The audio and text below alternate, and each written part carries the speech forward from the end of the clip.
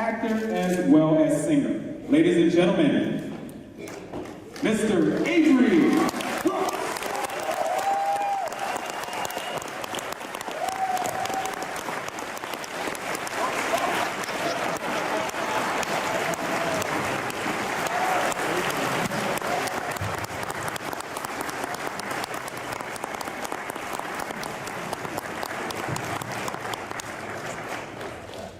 Good afternoon. Orlando, Florida, Tennessee, Kentucky, California, New York, New Jersey. I guess I should name all 50. And then go around the nation. That's who Star Trek is. That's who you are. Well, I am grateful to be here. As a matter of fact, the fact of the matter is that I have learned to be grateful for every succeeding moment. You see, just in case I didn't understand before, I do now. You with me? Mm-hmm. The most important thing that has happened in recent time, my oldest son is now a father.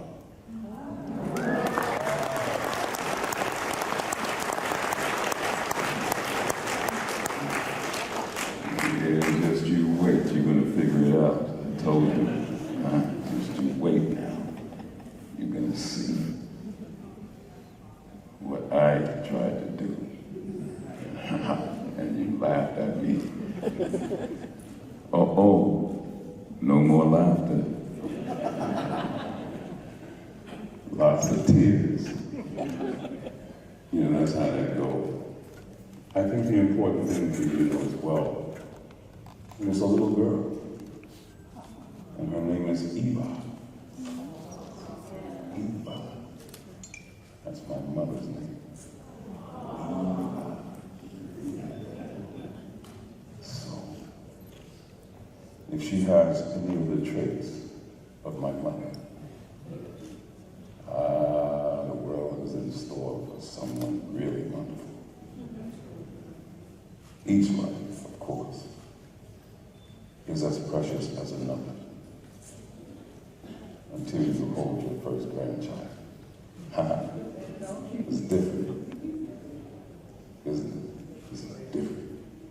So anyway, we only have a brief time together, so I'll get on with it. Now, Mark,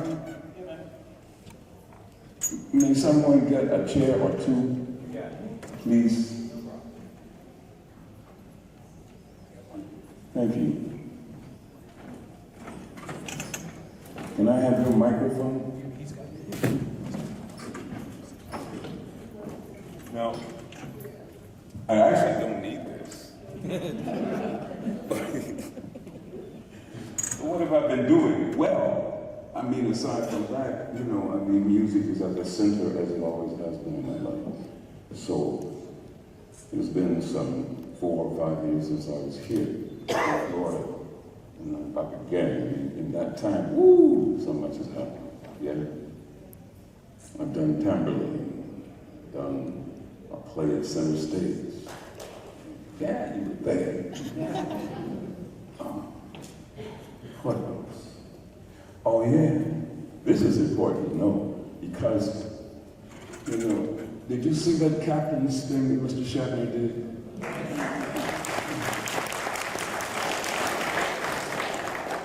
We are very fortunate, you and I,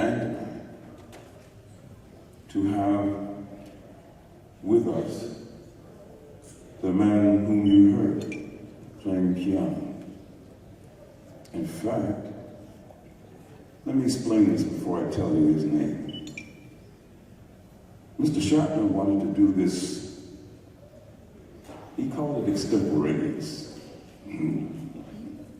That's not a musical term. However, I understood what he meant. To say that in this conversation with these 5 people, that somehow the music is integrated into the audio and visual of it. That's really improvisation. It is. That's what he was after. And then when he said that, I said, well,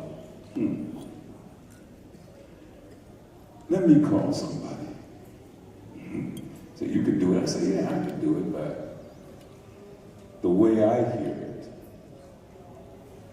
there's this young man, young Jaleel, who can flat out play.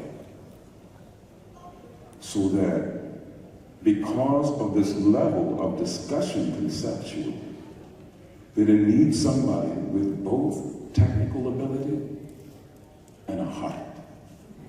You with me? Feeling, color, which I talked to him all about on the board. So we're gonna play tonight at 9 o'clock.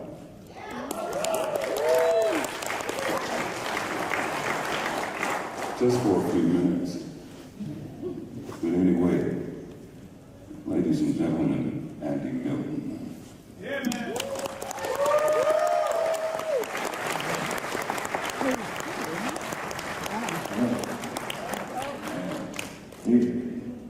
Hey man, thank you.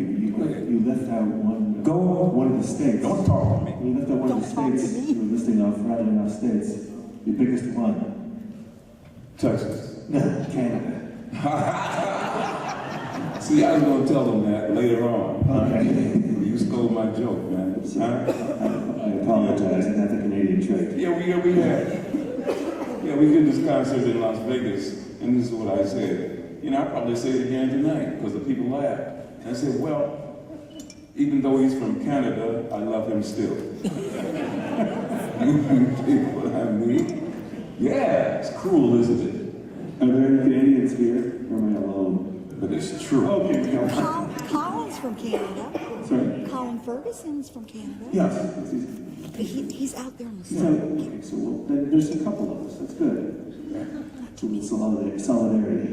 Yeah, a very important state. Yes. Canada. But, all right. It's fine. Thanks. Picking on Canada. So in any rate, I think it's important for you to ask questions. We only have a few minutes together. So if it's something you want to know, you ask it. And if I can't answer it, he will. Ready? On your mark. Get set.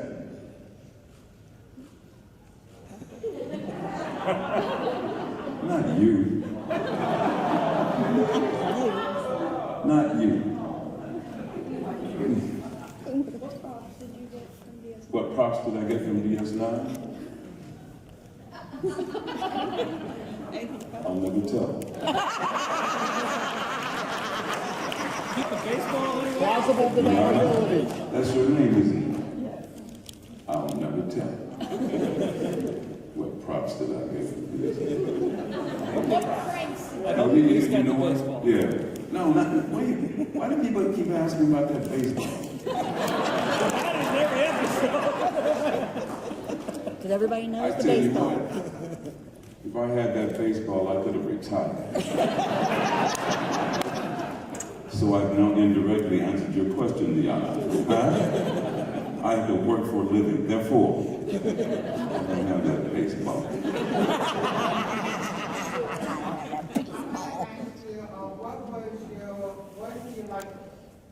Which one you like the best? When you play Hawk or Cisco? Oh, well, I mean, I can't say the best. I will tell you the distinction. He's talking about the Spencer for Hire character. Yes. The clear distinction is this. I made it up. Hawk. Of course, he occurred in the Robert Parker novels. That's Yes. right. But the first incarnation, I Was played you. Hawk. That's right. So, You brought you to Hawk. I made it all up. Here, a short story. We were in Boston Garden, and some of you probably have heard this story before, Judy. Yeah, we're in Boston Garden. It's the pilot. I'm sitting next to Chuck Connors, the rifleman. Yes. And big man. Yes. Who used to play for the Celtics, right? Yeah. Yeah, he did.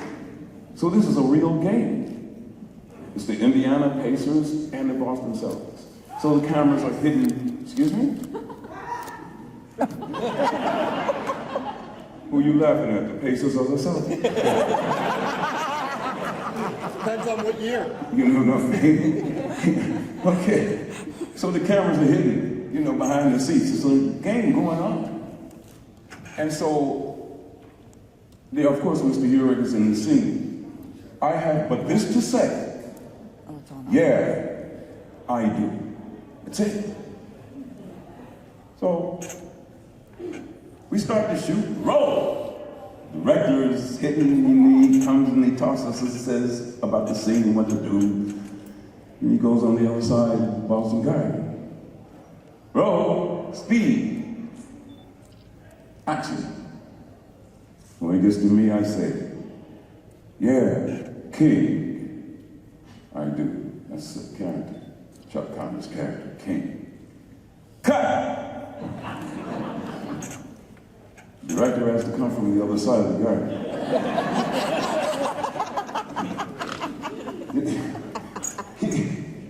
He said, that's terrific.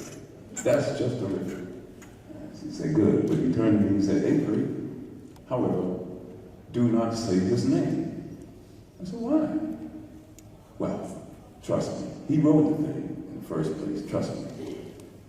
Writers are like that, aren't they? Say my words exactly as I wrote them down. I said, okay. Ready, gentlemen? We'll do another take.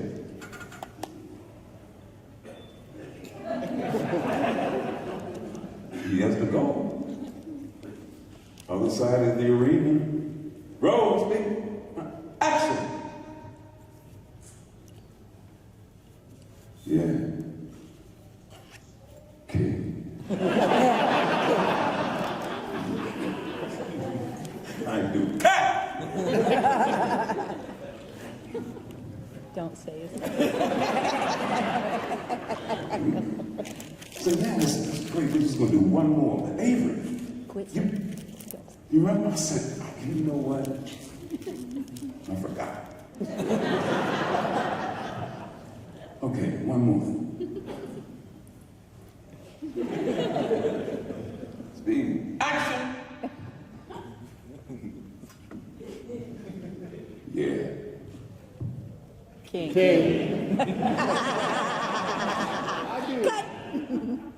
From that moment forward, I made it all up. Very good. Very good. See, Robert, you never knew what I was going to say. I didn't change the story. But the quote was from the culture.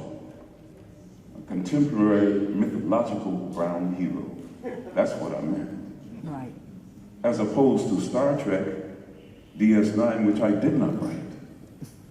I mean, it's a huge difference where prepositions were important. I'm talking about of, with. You had to call across the line if you're going to change a single word. That's a huge difference, isn't it? You know, inherently. Fortunately, the writing, as you well know, is brilliant. So I could rest easy and say these words. I still had questions. As you well know, I do. I got questions now. But in any case, that's the huge distinction. One I made up, and one you made work. Star Trek DS9.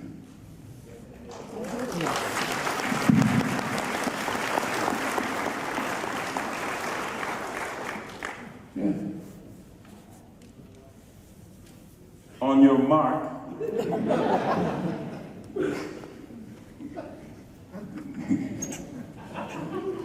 See, here's jokes. Go ahead.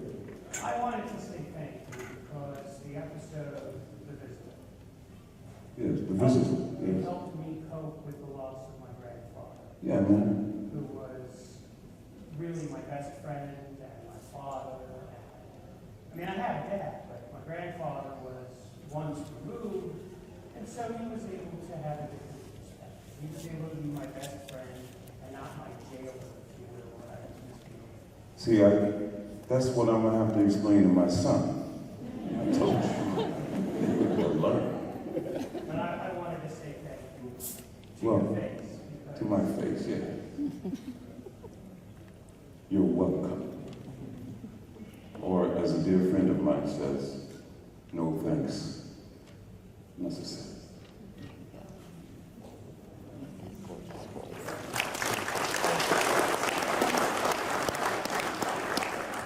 He's a very interesting man, albeit from the north. You better ask him something. Okay, now. Do you know Jewel State? Do you know Jewel State? So, Ann, what's it like working with a guy like Avery Brooks?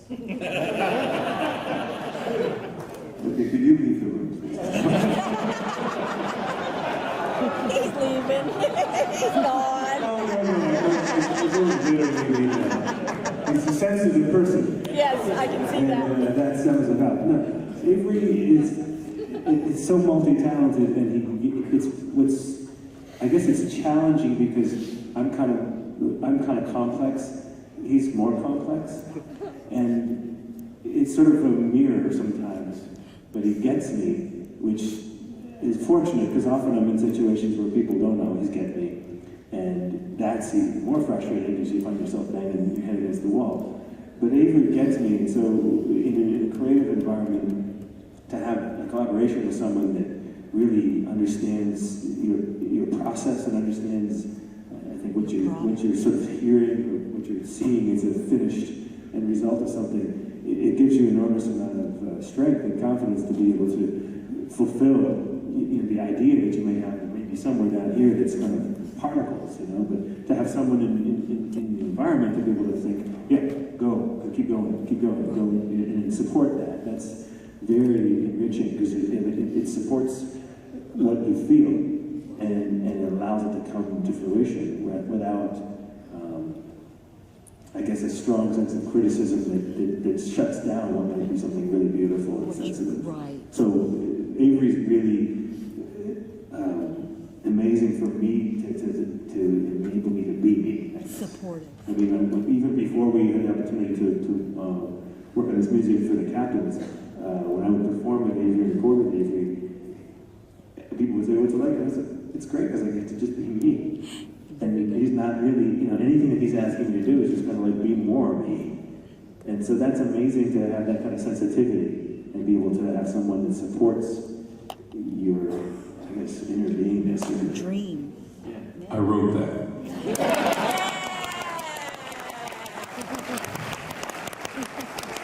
And directed it. Hey, man. Yes. I was just curious, Andy, what artists did you listen to as a child that inspired you to become a pianist? Well, being from Canada, Oscar Peterson was a huge influence on me because he's sort of a jazz legend in Canada and internationally, but I mean, certainly he was one of my idols. He was also one of my teachers at one point as well. But I think, and that was one of my earliest influences, and a lot of my influences came as a result of just one artist at a time, and sort of being exposed to different musicians, whether it be the kind of usual suspects of people like Miles Davis or Art Tatum or McCoy Tyner, Duke Ellington, and Keith Jarrett. It just sort of moved on in these ways, and now my influences are kind of pretty too broad to probably list, but it certainly as a kid, they were pretty close to, I think, what's in my heart still. It's just that whether it be Joni Mitchell or Oscar Peterson, or whether it be Bob Marley or Sting, it's kind of like, or Mahler. I mean, a lot of these things are just kind of continuing to process. But certainly, initially, it was, I guess, kind of close to home in those ways. Neil Young. Yeah. not as a pianist perhaps, but Very good. I told you. Yes? When you teach your granddaughter history, how will it be different than when you taught your son? I'm older. And wiser. And wiser.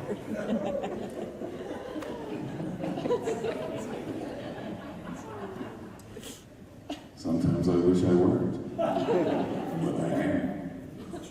You know the thing, as you well know, see, there is no book. People have been saying that time immemorial. There's no book about how to be a parent. No. The instruction is the child. The children teach us how to be parents. And so you hope that in the process of learning that they can make the distinction between being a parent and a friend. I'm not your buddy. I'm not your partner. I'm not your peer. I'm your parent. So you help me help you. You with me?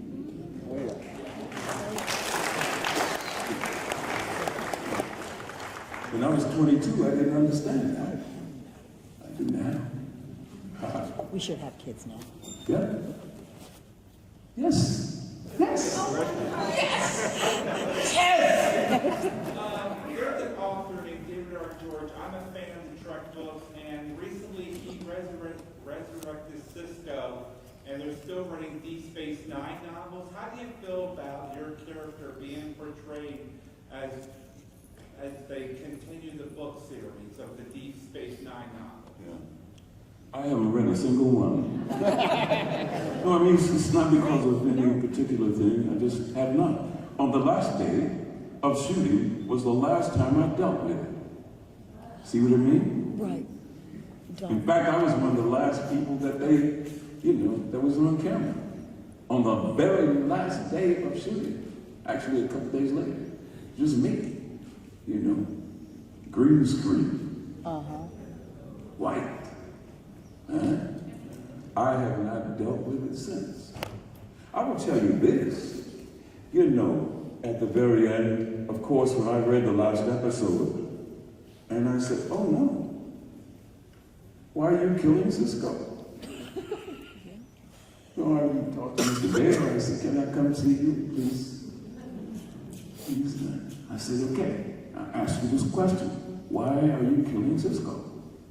He said to me, wait a minute. We have made him a god. I thought you would be thrilled. I said, no. A god? What? That ain't no fun. It can't be. Huh? That's a huge gig, isn't it? But I'm not being facetious as much as I'm saying, this idea of being able to watch your children grow, as we were just talking about, you see? That this young man, Jake, is becoming a man. That I want to make sure that he brushes his teeth. You see, not me. Open the door and look at our children as we do when they're asleep, just to make sure they're all right. A guy, I can't do that part. And don't kill Cisco. Which is the compromise. If you recall the line, and I'm paraphrasing now, Cassidy asks him when he's coming back, and he says what? He says, tomorrow, or 2 weeks, or yesterday. So that time is no longer a barrier. You see what I mean? You with me? Yeah, okay.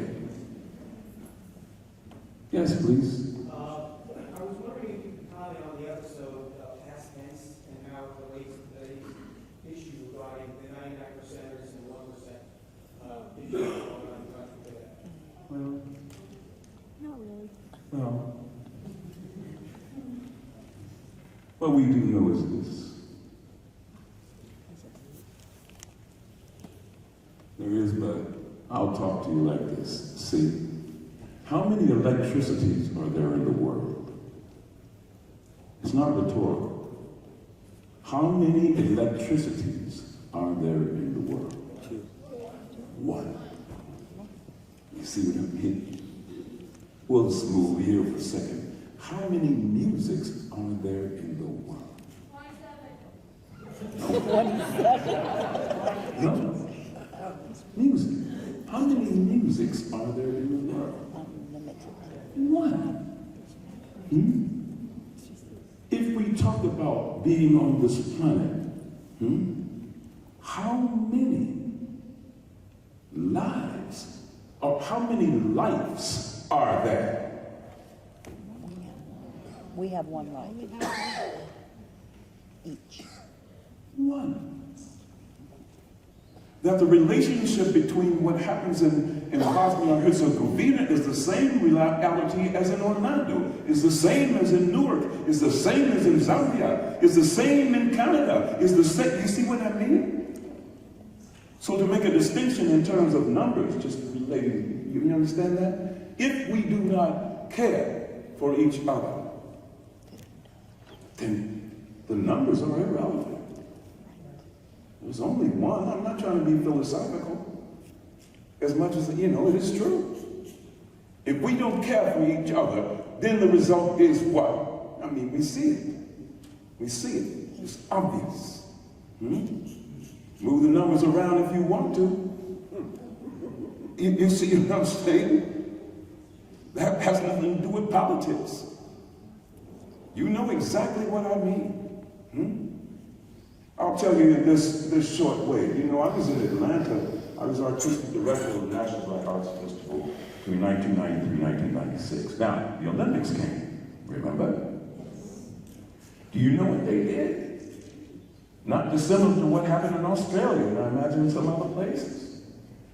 They bused the homeless people away from the town.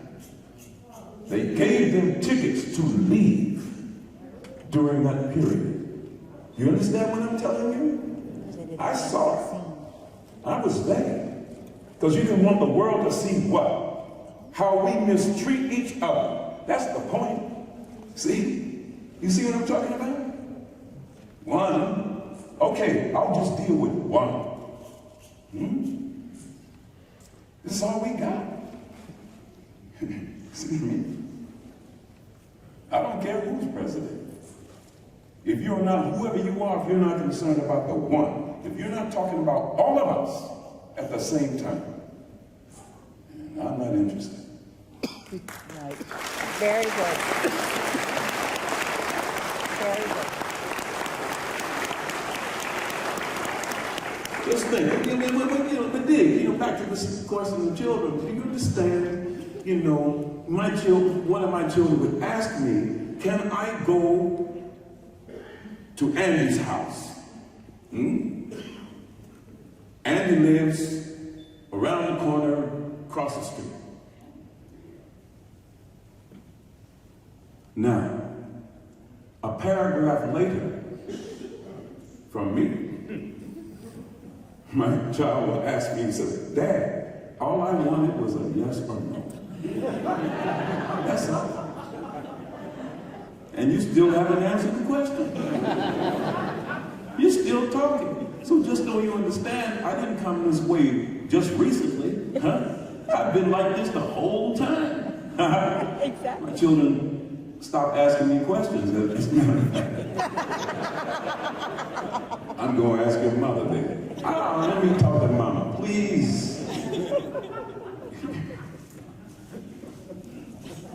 It's true. So, guys, please, don't ask him. I did this Tamberlane. We opened up this art center in Washington, Shakespeare Theater, 3 or 4 years ago. Tamberlane, Christopher Marlowe, was wearing it up. It's this huge, huge piece. Anyway, so Marlowe writes in free verse, blank verse, and in meter.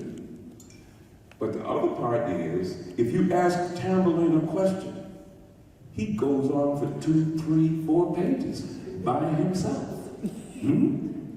So I know the people in the audience are saying, please, I hope nobody asks him another question. Tonight. He's gonna go on.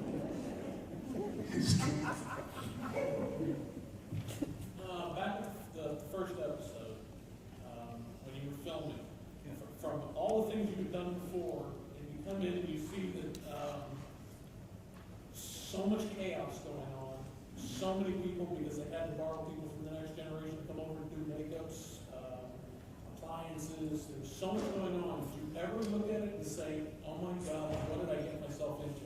Because it was so different from anything else you've ever seen.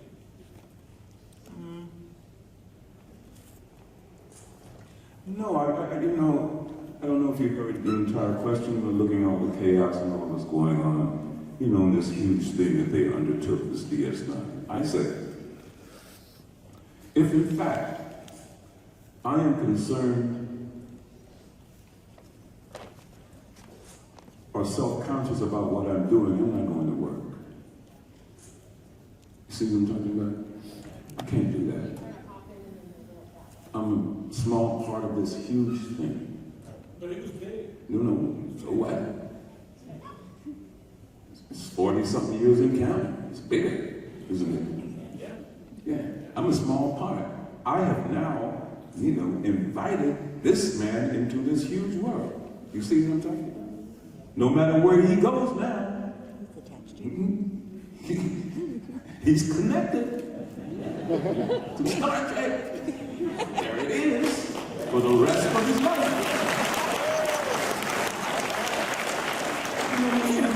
And then that's important to understand. I don't mean it related, in this way of expression, this is about, I'll tell you in this way. One day a photographer was taking a picture and he asked me who I was looking at. I'm looking at the camera. He said, who are you looking at? I said, well, I'm looking at my father. Who are you talking to? I'm talking to my children. I'm talking to your children. You see what I'm talking about? It's not this way. It's this way. Because if I start to think about what I'm doing, that's boring. You know what I mean? I can stay at home and do that.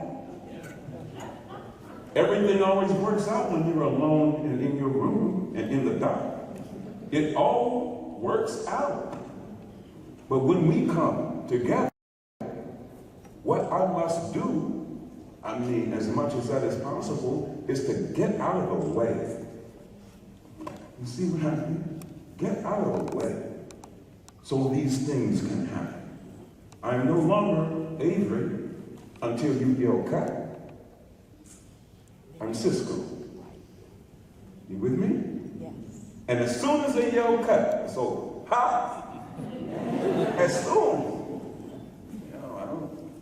I'm not thinking about that.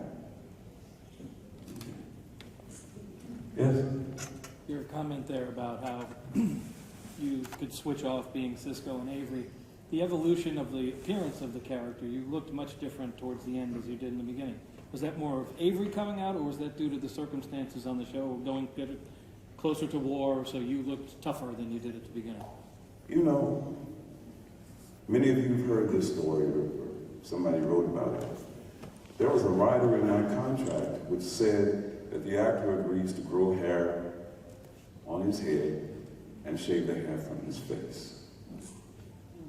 That's why you saw Cisco like that. I wasn't aware. Well, now you are. And then in the second or third season, they came to their senses. Let you be who you are. Yes. But here's the other part of that thing, and this person will remain unnamed until I just, have some kind of slip of tongue or thought. They said the reason that they wanted to have that writer in the contract was because they did not want the audience to be confused with me and Patrick Stewart.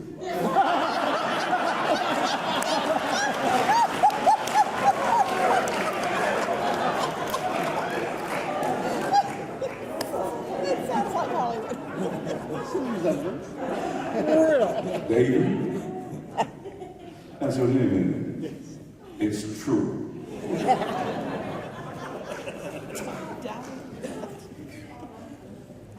Yeah. No confusion. Well, You're taller. it's been nice talking to you. You're Here, taller. here. You're taller. All of these great characters in DS9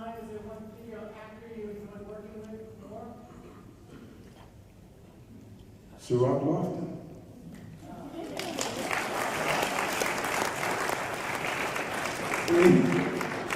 And there was no act. You see what I mean? It's real. Real. From the first day we met, he hugged me. He was about that tall. So yeah, man. Here we go. Here we go. He's now 34 and has a 1-year-old child. See?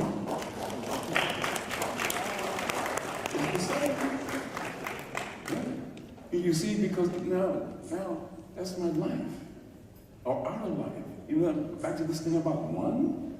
You with me? I treat him just like my children, the good and the bad. So how tall are you now? How tall is Jake? Oh, Jake. That's your son, right? Yeah, it's true. With a full beard. Hey, man. It's true. Hey, man. Except I don't care how tall you get. I'm still going to treat you like my child. Do you hear me?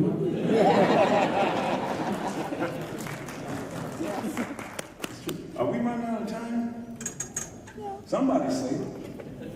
You got it. We got 10 minutes. I'm sorry? Okay. 7. Countdown. Memories of Robert Urich. Urich. Oh, yes. I Yeah. loved him. He was he was a good man. So we spent a long time in this Mustang Yes. together. Beautiful. It's true. So I mean, you know, hard-nosed, tough guy, heart as soft as clouds. Sweetheart. That it?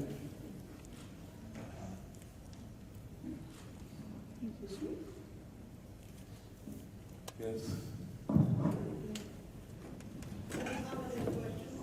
Sometime back, I was on a show in New Jersey that featured you and Ciroc, and you happened to bring one of your sons with you that day. And I had a special moment in time watching those two young men interact in a way I can only call loving. And it's what special.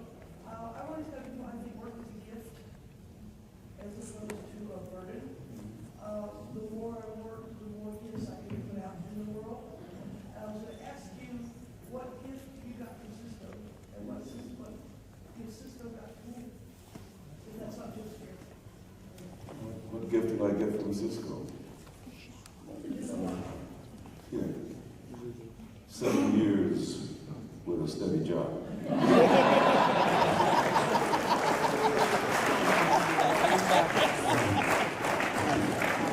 You know what I mean? Yeah. You ask him another question. Did you enjoy playing Cisco? Enjoy. Enjoy. That might not be the word. Other than the fact we had a job for 7 years.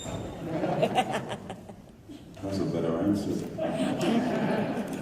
I started to say that right away. I enjoyed playing Cisco. Here is the thing.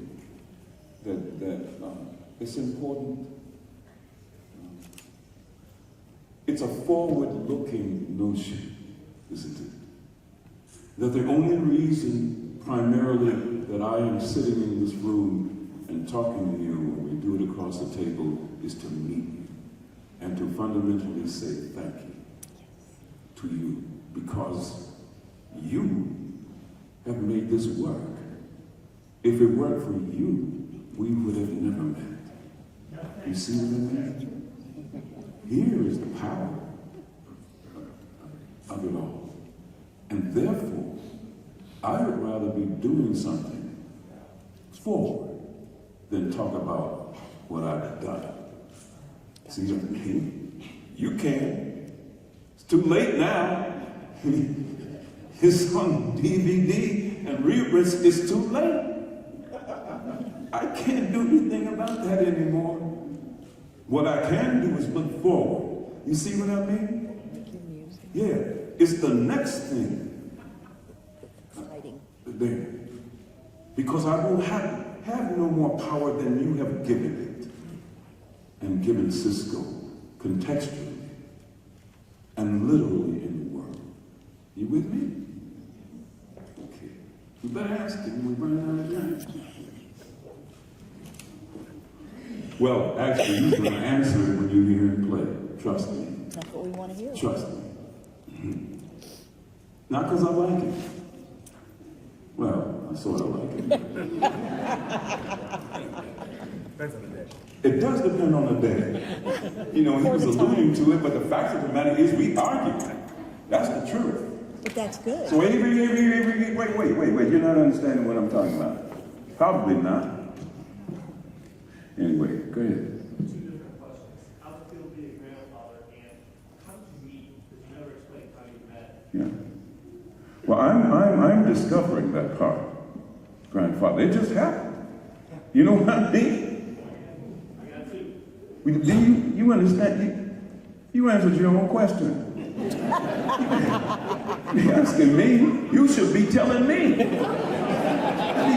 Don't ask me about being a grandfather. You've been twice. I'm just getting started. There's no manual. How do we meet? Well, you know, I heard his music before. Let's say, yeah, sure. I know who he is.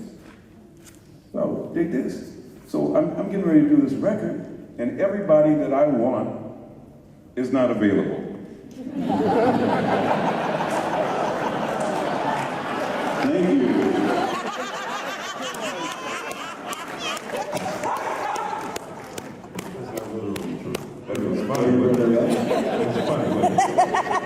Yeah, so here indeed, and then Frank Harris, who is, you know, a trombonist and arranger, you know, a composer, he said, you know, Avery, Andy Miller is available. I said, well, why didn't you say that before? I asked Mr. Harris, why didn't you say that? So, well, you know, I said, okay. So when he walked in the studio, you know, recording studio, smiling. He smiles a lot. It's true. But I told the people when we were recording this thing, be careful. Don't let that smile fool you.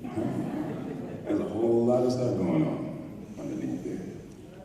Well, and that's essentially it. That's how we began. But when did I know him? I suppose the first time I heard his music, heard him play. There's no question. You know, the beauty about music, among other things, is that when you hear music, oftentimes, you can visualize who it is. You know what I'm talking about? You say, oh, that's John Coltrane. Yeah. Huh? Oh, who's that? What's up? That's Bach. You know what I mean? Unmistakably. That's who that is. Similarly, that's how you know.